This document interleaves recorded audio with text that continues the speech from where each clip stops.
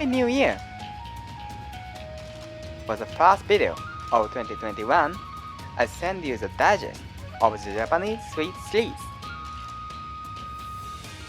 There are 9 kinds of Japanese sweets in total. I think it will be wonderful to put them in frames and display as entrance or in a Japanese room in New Year season.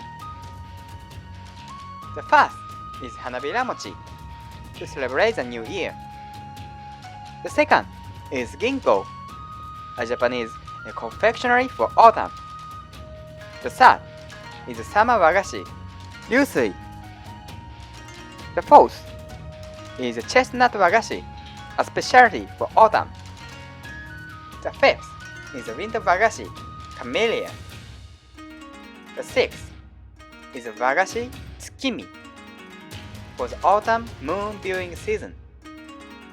The seventh is the chrysanthemum of September. It is wagashi to the basis of a long, healthy life. The eighth is hydrangea, confectionery for June. The ninth is a cute sanshoku dango.